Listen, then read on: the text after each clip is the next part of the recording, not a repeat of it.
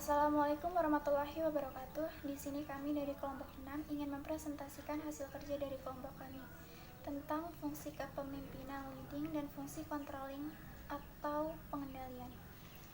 Yang pertama, saya akan menjelaskan tentang definisi kepemimpinan. Kepemimpinan atau leadership merupakan ilmu terapan dari ilmu-ilmu sosial, sebab prinsip-prinsip dan rumusannya diharapkan dapat mendatangkan manfaat bagi kesejahteraan manusia. Mujono 2002. Selanjutnya, definisi kepemimpinan menurut Terry Hoyt dalam Kartono 2003 adalah kegiatan atau seni mempengaruhi orang lain agar mampu bekerja sama yang didasarkan pada kemampuan orang tersebut untuk membimbing orang lain dalam mencapai tujuan-tujuan yang diinginkan kelompok. Selanjutnya, kepemimpinan menurut Young dalam Kartono 2003 lebih terarah dan terperinci dari definisi sebelumnya. Menurutnya, kepemimpinan adalah bentuk dominasi yang didasari atas kemampuan pribadi yang sanggup mendorong atau mengajak orang-orang lain untuk berbuat sesuatu yang berdasarkan penerimaan oleh kelompoknya dan memiliki keahlian khusus yang tepat bagi situasi yang khusus. Selanjutnya, definisi kepemimpinan secara umum.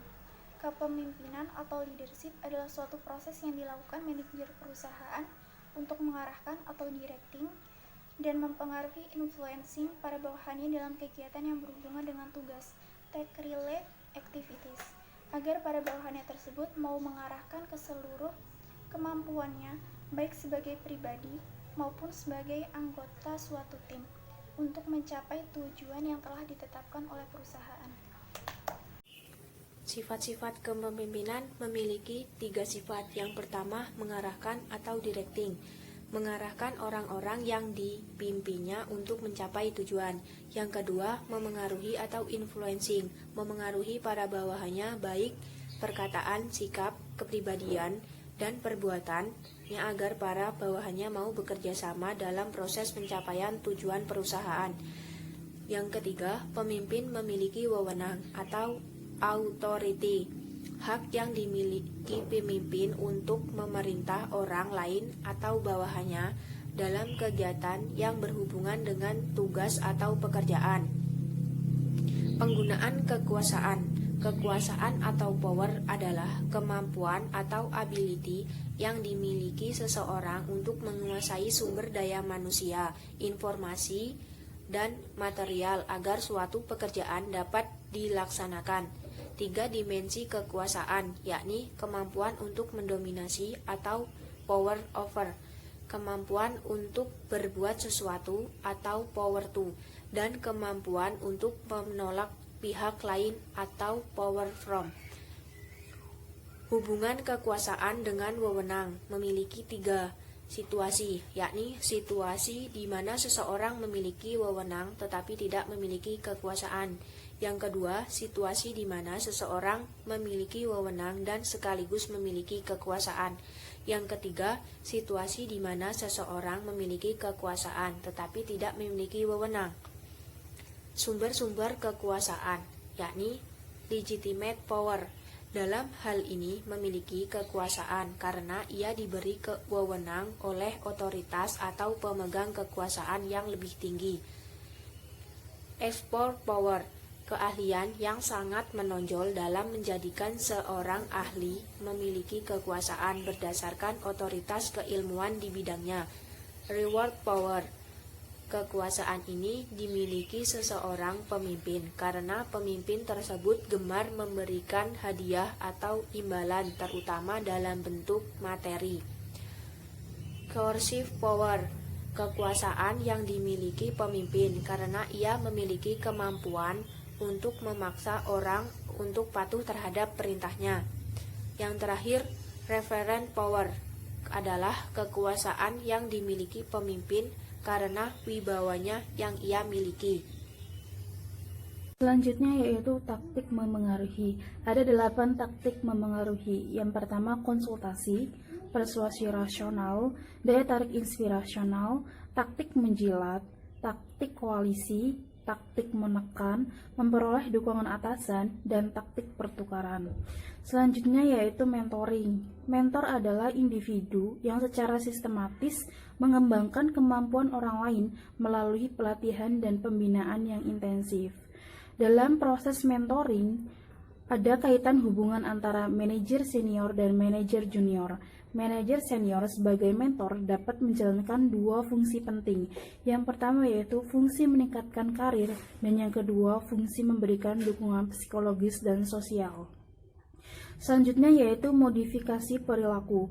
Modifikasi perilaku merupakan penerapan teknis pengondisian operan yang diperkenalkan oleh Skinner dalam memecahkan berbagai masalah perilaku sehari-hari. Selanjutnya yaitu memotivasi. Memotivasi merupakan hasil interaksi yang dialami individu, karyawan, maupun manajer dengan situasi yang melingkupinya.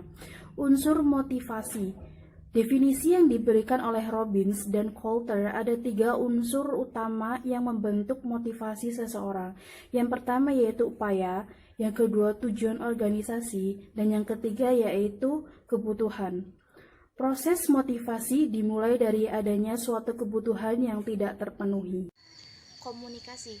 Pengertian komunikasi yaitu suatu proses pertukaran lambang, baik verbal maupun non-verbal, yang dilakukan oleh pengirim pesan dengan penerima pesan.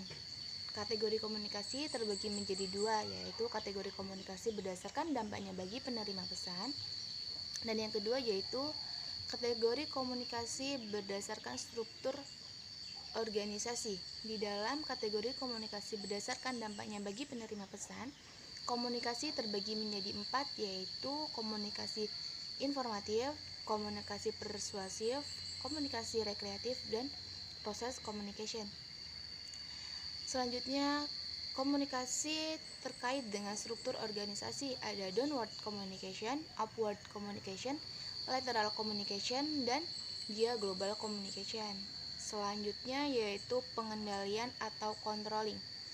Definisi pengendalian atau controlling menurut Robbins and Coulter yaitu merupakan proses monitoring terhadap berbagai aktivitas yang dilakukan oleh sumber daya organisasi untuk memastikan bahwa aktivitas yang dilakukan tersebut dapat mencapai tujuan yang telah ditetapkan, dan tindakan koreksi dapat dilakukan untuk memperbaiki penyimpangan yang telah terjadi.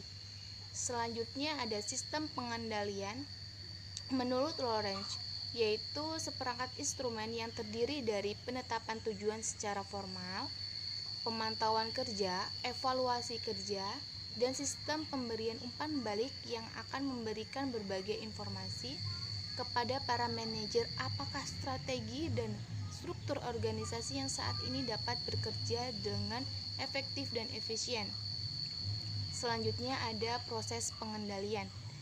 Menurut Robbins and Coulter, proses pengendalian terdiri dari 4 aktivitas, yaitu penetapan tujuan, pengukuran, membandingkan kinerja aktual dan standar kerja, dan tindakan manajerial. Assalamualaikum warahmatullahi wabarakatuh. Nama saya Julpan Adiatama. Saya dari kelompok 6. Saya ingin menjelaskan tentang proses pengendalian dan jenis-jenis pengendalian. Ada 4 proses pengendalian, yaitu penetapan tujuan. Penetapan tujuan adalah strategi mencapai tujuan sampai ke penetapan anggaran yang menunjukkan rencana alokasi sumber daya organisasi perusahaan untuk menjunjung tujuan. Yang kedua, pengukuran. Pengukuran merupakan penetapan saluran numerik terhadap suatu objek yang diukur. Dan yang ketiga, membandingkan kinerja aktual dengan standar yang ditetapkan, yaitu membandingkan merupakan proses membandingkan kinerja aktual dengan standar kinerja dan berbagai tujuan yang telah ditetapkan. Yang keempat, melakukan evaluasi terhadap kinerja yang dicapai organisasi secara keseluruhan maupun pencapaian kinerja individu. Dan jenis pengendalian yang kedua, Bila pengendalian dikaitkan dengan proses produksi, baik barang atau jasa, maka terdapat 3 jenis pengendalian yang dapat digunakan oleh para manajer. Ketiga jenis pengendalian tersebut adalah feedward control, constraint control, dan feedback control. Jones dan Gors 2007.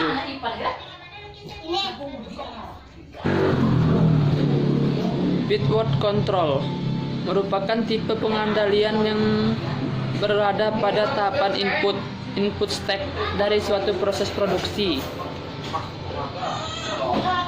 Concurrent control merupakan pengendalian yang dilakukan oleh para manajer selama proses produksi conversion stack atau berlangsung. Feedback control pada tahap output produksi telah dihasilkan, para manajer menerapkan feedback control dengan tujuan memperoleh informasi mengenai reaksi para konsumen setelah mereka menggunakan produk perusahaan. Sekian, terima kasih. Wassalamualaikum warahmatullahi wabarakatuh. Objek pengendalian. Berdasarkan apa yang harus dikendalikan, Jones dan Joss 2007 membedakan berbagai objek yang harus dikendalikan ke dalam 3 kelompok, yaitu pengendalian output, pengendalian perilaku, dan pengendalian budaya perusahaan. Perbedaan jenis kendali terhadap objek yang dikendalikan sekaligus akan memberikan gambaran mengenai perangkat pengendalian yang harus diterapkan. Kriteria pengendalian efektif. Menurut Lewis, Goodman, dan Van 2004, agar suatu sistem pengendalian dapat berjalan secara efektif dalam mendeteksi dan melakukan tindakan koreksi terhadap berbagai kinerja yang tidak sesuai dengan standar, maka sistem pengendalian tersebut harus memenuhi beberapa kriteria sebagai berikut. 1. Harus berhubungan dengan strategi perusahaan. 2. Memaksimalkan seluruh langkah di dalam proses pengendalian. 3. Mengandung ukuran yang objektif dan subjektif. 4. Memiliki kerangka waktu feedback yang jelas. 5. Dapat diterima oleh perusahaan pekerja. Sekian dari kelompok kami. Saya akhiri. Wassalamualaikum warahmatullahi wabarakatuh.